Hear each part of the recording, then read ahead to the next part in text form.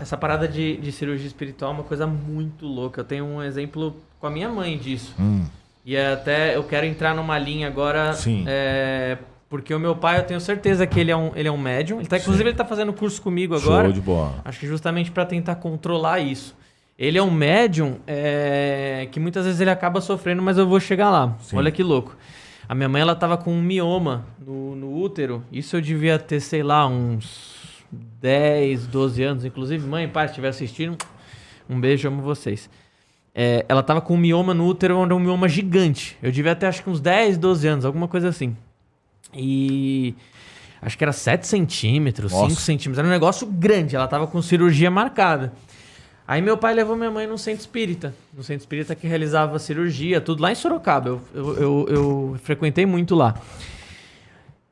Aí beleza, minha mãe fez a cirurgia. Tá? Minha mãe falou que no momento ela sentiu vários cheiros diferentes. Vários cheiros de éter. Eles fizeram isso pra mostrar pra ela que realmente eles deixaram ela sentir pra mostrar que tava acontecendo a cirurgia. Né? Não, e aí assim... Só que assim, ela tava acreditando, ela tava com fé... Mas assim, aquele negócio de tipo, putz, eu vou fazer esse negócio aqui. Mioma é igual que eu expliquei o negócio do meu olho. É uma coisa muito, tipo assim... É difícil, cara. Muito física. Assim, estamos falando de 7 centímetros. O mioma dela, tipo sei assim, lá, era muito grande. Ela ia ter que arrancar tudo, né? E aí, saindo da cirurgia espiritual, o meu pai, ele antes de entrar no carro, ele conta essa história. Ele antes de entrar no carro, chegou pra minha mãe e falou assim... Você está curada. Eu tenho certeza absoluta disso. Legal. Eu tenho certeza absoluta disso. Você está curada. Você não tem mais nada. Meu pai falou isso. No dia seguinte, a mesma coisa. Eles foram no dia seguinte, sei lá, alguns dias depois, eles foram no médico, refizeram o exame pré-operatório. Ué, cadê o mioma? Sumiu. Cara, é um negócio. É um negócio. Porque assim, muita gente pode falar, mas foi a fé dela.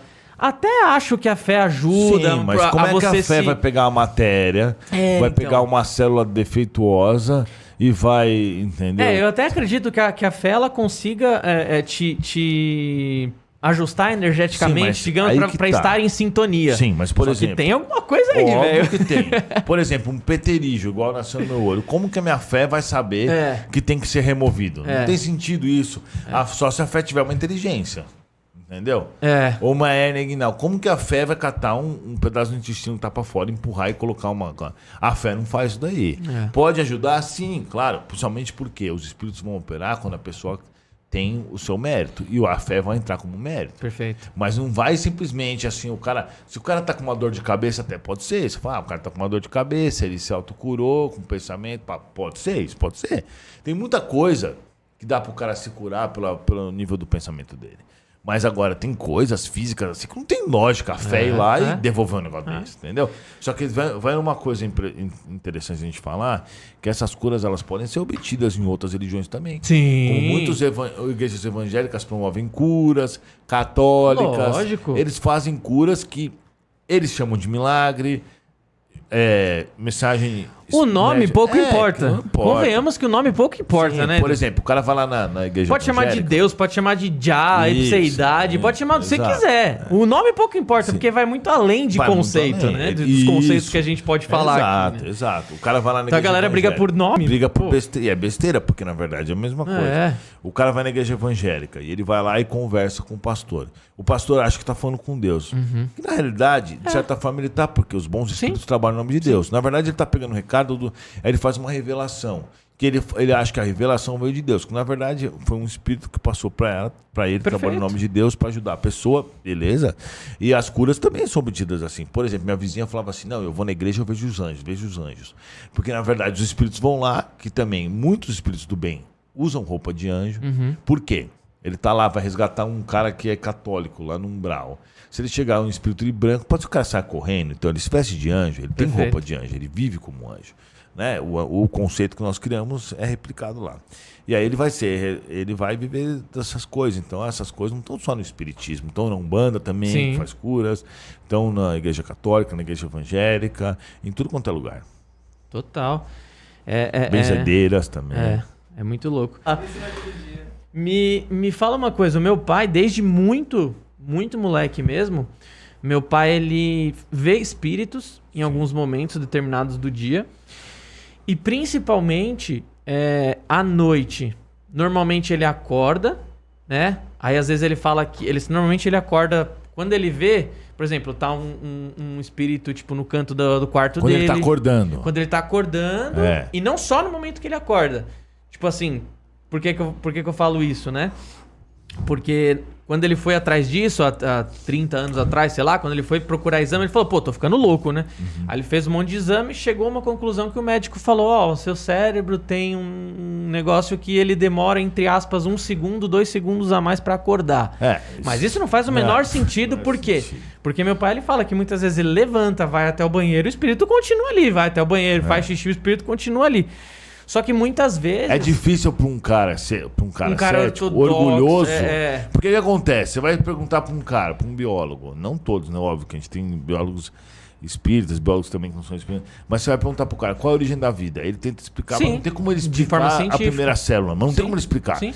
Porque não se cria uma célula tão complexa só com um punhado de proteínas, entendeu? Então, e aminoácidos, pior ainda, não se cria nem... proteínas direito, só come. Então o que acontece? Os caras são muito orgulhosos. E aí o médico, ele não quer mostrar pra você que ele não sabe. Então ele pega e fala qualquer coisa. A explicação mais próxima, só pra não parecer que tipo assim. Porque nós pacientes estamos numa situação que a gente aceita qualquer coisa, né? Humilde. Ele fala, ó, tem coisas que realmente... Outro dia um médico falou isso, tem coisas entre o céu e a terra que a gente desconhece. Então tem a limitação. Dentro da medicina é isso aqui. Fora disso aqui. Mas tem cara que é orgulhoso. Aí ele tenta, na verdade, enganar o cérebro dele para achar uma explicação plausível para esse tipo de coisa. Aí ele vira pro teu pai e fala assim, não, isso daí é porque o seu cérebro... Não, nada a ver. Meu pai falou que pegou essa explicação, embrulhou e jogou no lixo. Só que ele falou, beleza, vou viver assim. Mas o que acontece? Muitas vezes ele acorda com o espírito em cima dele. E aí a minha madrasta, meu pai não tá mais com a minha mãe, mas a minha madrasta, a minha irmãzinha, falam que acordam porque meu pai dá um berro, né? E todo mundo, o que foi? E aí, assim, ele tá fazendo curso comigo justamente pensando em tentar controlar isso. Sim. Você acha que o curso já vai dar um amparo pra ele nessa pegada? Ou você teria alguma dica de falar, ô Roberto, meu pai, faz tal coisa aí pra você ficar de boa? Porque assusta às vezes. E aí quando ele vai no centro espírita, ele toma um passe, melhora. Ele fica de boa. Fica um tempão de boa. Então, vamos falar um pouco sobre isso. Na realidade, existem 2 tipos de espíritos desse tipo que fica em cima dele. Basicamente 2 tipos, né? Óbvio que tem uma variação.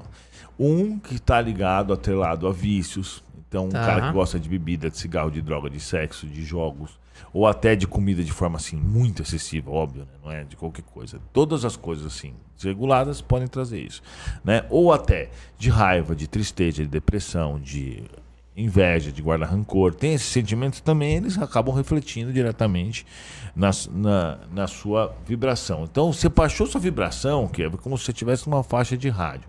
Você tá lá, aqui nós temos aqui o Jovem Pan, que é 100.9. Até hoje eu lembro dessa. Não, eu não gosto de Jovem Pan, né? Não, tô zoando. Tô zoando também. Não, mas é que eu lembro as rádios daqui, né? Até hoje, Metropolitana, 97.7. 95.5, 97.7 é energia. Energia, eu ouvi bastante energia. Aí vamos dizer, você tá aqui nessa faixa. Aí, de repente, você tá... Quanto mais baixo é pior, quanto mais alto é melhor.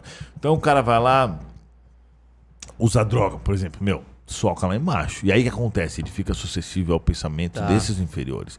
Esses inferiores conseguem atingi-lo e ficar próximo dele. Faz o evangelho, ficar lá em cima. Tem bons pensamentos, ficar lá em cima. Então, se ele fizer uma boa reforma íntima, ele não vai ser afetado. Esses caras nem dentro da casa dele conseguem, mas ele tem que fazer o evangelho no lar. Toda semana, para tirar os obsessores de dentro de casa. Ele tem que manter os bons pensamentos, ele tem que controlar, ter o autocontrole dos pensamentos dele, coisa e tal. Então, assim, ele tem que também ficar de olho nas dicas do mentor dele, do anjo da guarda dele, que o anjo da guarda dele está lá próximo dele. Então tem bons pensamentos, tem bons hábitos, faz o evangelho, aumenta e entra na sintonia e entra na vibração do anjo da guarda dele. E aí com o anjo da guarda dele, ele vai ter bons pensamentos. Então esses obsessores estão atrelados a isso. Agora tem também o obsessor vingador, vamos dizer assim. Eles gostam de se chamar de vingador, eu acho ridículo, né? Pra mim são uns tonto do caramba, mas eles gostam de se chamar de vingadores, é o que eles gostam de chamar. Eles usam roupa preta, jaquetona e tal. Porque eles vêm se vingar de algo que foi feito em outra vida. Então, por exemplo, quando os apóstolos chegam para Jesus e falam, mestre, o que esse homem fez para ter nascido cego? Então, nós hoje somos uma mistura do nosso ontem mais o nosso hoje. Lembrando que se você quer conhecer meu canal, vai lá no Espiritismo Raiz. Espiritismo Raiz no YouTube, no Instagram, no TikTok e sei lá mais onde for. Segue em tudo quanto é lugar. Se me vê na rua, pode me seguir também, mas não segue muito perto, que senão eu vou achar meio estranho. Tô zoando, brincadeira. Assim. E segue o canal dos caras aqui, seguidor meu, segue aqui, Red Lise, hein, meu. Red Lise, é muito legal o trabalho deles, é de resina. Eu tô agora aprendendo, mas é uma coisa fantástica. Depois a gente vai falar sobre isso um pouco, né? Pelo menos um pouco tem que falar. Então, assim, se você quer sair dessa faixa vibratória, você tem que... Você tem que mudar esse conceito, essa questão, fazer essa reforma íntima e mudar. Esses vingadores, eles vêm do passado para te atazanar. E eu tive vários desses que eu fui atendendo ao longo do tempo.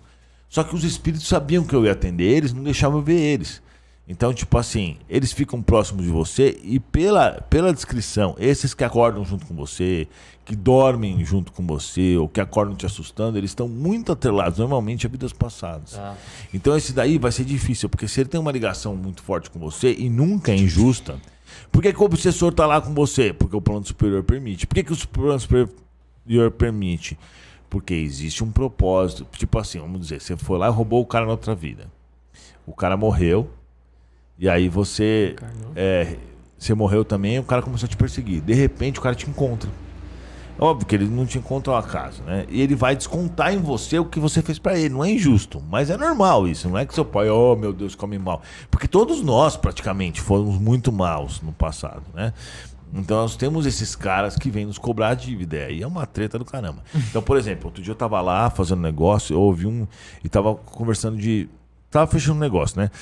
Eu ouvi um espírito falar assim, você não vai fechar esse negócio, eu não vou deixar. Eu não vou deixar você fechar esse negócio, eu vou atrapalhar. Aí eu comecei a procurar, o espírito achei, ele estava lá do lado de fora da minha casa. Por que ele não entra na minha casa? Porque eu faço evangelho, mas ele consegue ficar do lado de fora me atazanando.